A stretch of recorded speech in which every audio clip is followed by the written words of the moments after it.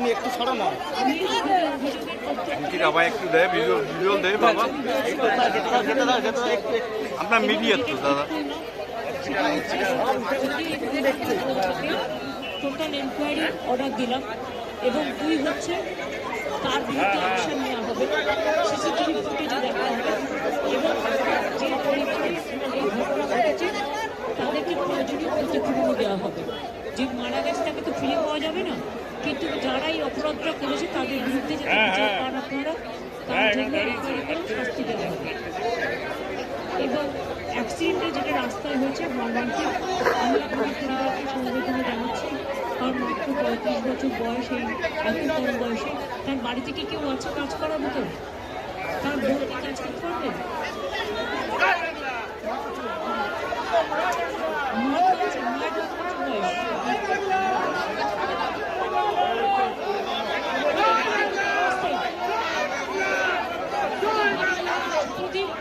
বাড়ির অ্যাড্রেসটা লিখে নাও আর বায়োডাটাটা আমার নিয়ে নাও। আমি আমার কোথায় যে চাকরি হয় বছরে দুটো, আমি তার থেকে একটা করে দেবো, কাছাকাছি করে দেবো, যাতে উনি আমার সংসারটা চালাতে পারেন। ঠিক আছে, আমি এটা করে দিচ্ছি। অন্যায়ের বিচার হবে, 2 হচ্ছে ক্ষতিপূরণ হবে, 3 হচ্ছে আমি আমার নিজের চিফ মিনিস্টারের ওখান থেকে আমার বছরে দুটো পাই, আমি সেখান থেকে 1 বছর 10,000 টাকা করে পাবে ভর্তি, আর 1 বছর হচ্ছে পার্মানেন্ট চাকরি। ঠিক আছে, মায়েরটা আমি করবো। আপনি একটা কাজ করেন, ওনার মায়ের যে একটা বায়োডাটা লাগবে, বায়োডাটা মানে বুঝতে পারছেন তো, নাম, অ্যাড্রেস আর বয়স আর পড়াশোনা যদি করে ঠিক আছে, না করলে কোনো অসুবিধে নেই, তাহলে লিখে দেবেন, লিখতে পারে, পড়তে পারে, এইটুকু লিখলেই হবে। এখানে আর কোনো কিছু নির্দিষ্ট কিছু নেই, শুধু এইটুকু লাগে কারণ গভর্নমেন্ট সার্ভিস বলে। আমি আপনাদের শুক্রবার আমাকে যখনই দেবে বায়োডাটা আমি করব। আমি 2 দিন টাইম নিচ্ছি, ও কালকে আপনাদের বাড়ি থেকে কালেক্ট করবে, কালেক্ট করে আপনারা মৃতদেহ সৎকার করে নিন, কালকে কালেক্ট করবে, ডিএমও আছে এখানে। 1 হচ্ছে এনকোয়ারি হবে, 2 হচ্ছে ক্ষতিপূরণ হবে, 3 হচ্ছে ওর মাকে আমি একটা চাকরি করে দিচ্ছি আমার নিজের দোকানে। বায়োডাটাটা শুক্রবার দিন আমার কাছে পৌঁছে দেবে, কালকের মধ্যে সন্ধ্যেবেলা গৌতম নগরে পৌঁছে দেবেন বলে রাখবো, তারা পরশু দিনই অ্যাপয়েন্টমেন্ট লেটার করে দেবো, ওকে বাড়িতে এসে পৌঁছে দেবো। কথা বলে নিলাম, আপনারা যারা পরিবারের লোক আছেন বডিটা একবার দেখান, কারণ এনকোয়ারি যখন হবে বডিটা না দেখে এনকোয়ারিটা কি করে করবে, আর বডিটার পুরো ভিসি করে রাখবে, মানে ভিডিও করে রাখবে, যাতে কেসের পক্ষে সুবিধে হয় এবং উপযুক্ত শাস্তি। হ্যাঁ, আর ক্ষতিপূরণ ডিএমের যেটা আছে, ক্ষতিপূরণটা আমার সাথে কথা বলে নেবে কীভাবে করবে, হেলথ ডিপার্টমেন্টের সাথে কথা বলে নেবে, আর চাকরিটা আমি আমার নিজের কোথা থেকে করে নেবো, কালকের মধ্যে পৌঁছে দেবো। Thank you. আর তোমরা দেখো এই ধরনের কাজ যেন না হয়, যারা করেছে তাদের চাকরিতে তাদের শাস্তি করবে।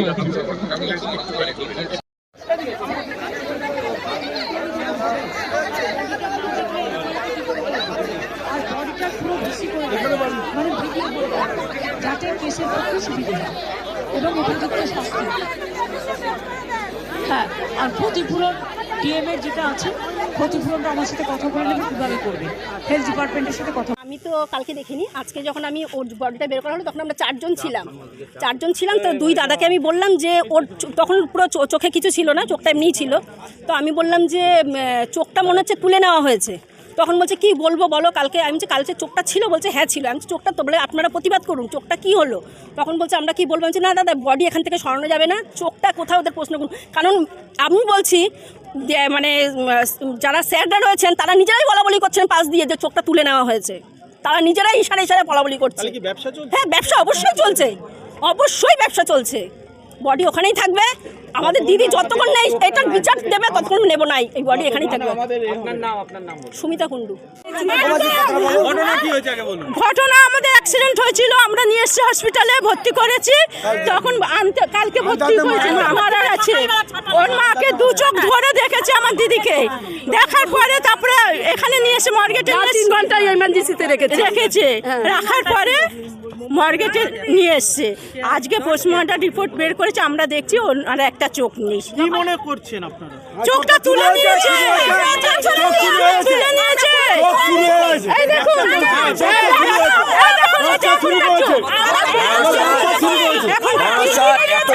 মেডিকেল হসপিটাল বারাসাত এত বড় এত বড় হসপিটাল এত চাকরি দেবো সবকিছু সমাধান কি হয় চাকরিতে? আমাদের বাচ্চার চোখ তুলে নিয়েছে, সেই সমাধানটা করলো না উনি। আপনাদের কথা শুনলো না? শুনেছে, আমার দিদির সাথে ইন্টারভিউ নিলে দিদিকে বললো আপনাদের পরিবারকে চাকরি দেবো, পরিবারকে টাকা দেবো।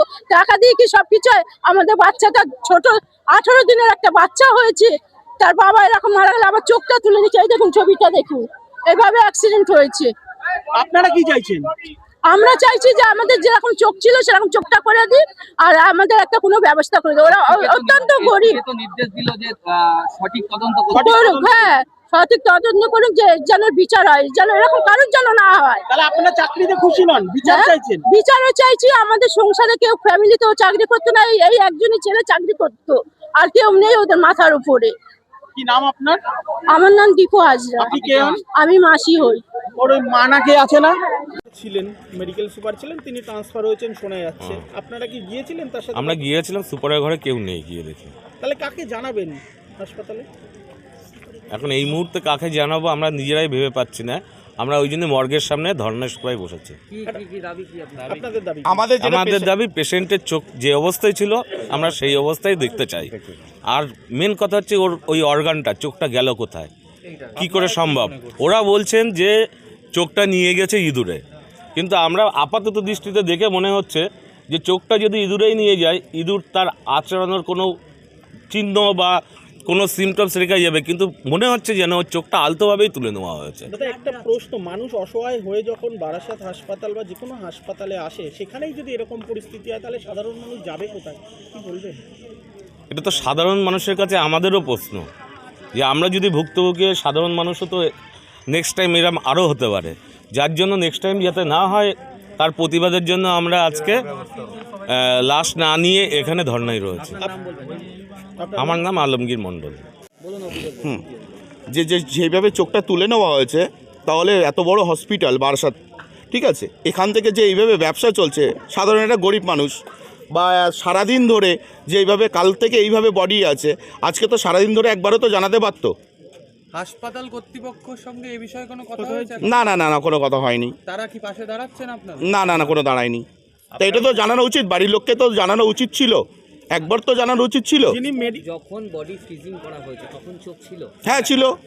আজকে বুঝতে পারলেন যে হ্যাঁ চোখ নেই, যখন বডিটা আমরা বার করি, মানে পিএম এর পরে ওই যে দেখেন, এই যে হ্যাঁ হ্যাঁ, তারপরে বডি যখন আমরা বার করি তখন থেকে একটা চোখ নেই, ডান সাইডের বাঁ সাইডের চোখটা নেই। আপনারা কি অভিযোগ করছেন? চোখ কে নিল? এখানে ব্যবসা করছে, তাহলে ব্যবসায়ী হচ্ছে।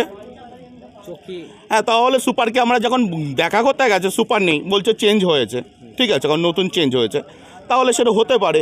কিন্তু মানে একটা জিনিস যে তাহলে হ্যাঁ দায়টা কে নেবে? হ্যাঁ নিশ্চয়ই করব, কেন করব না আমরা। যিনি মারা গেছেন এনার বাড়ি কোথায়? বাড়ি হচ্ছে 1 নম্বর রেল গেট। কি হয়ে মারা গেছিল? অ্যাক্সিডেন্ট কেসে। কি নাম? প্রীতম ঘোষ। বয়স? বয়স দিদি 36 বছর বয়স। আপনার নাম? আমার নাম ঝন্টু আলী। আপনি কে? আমি ওর বন্ধু সম্পর্ক হই।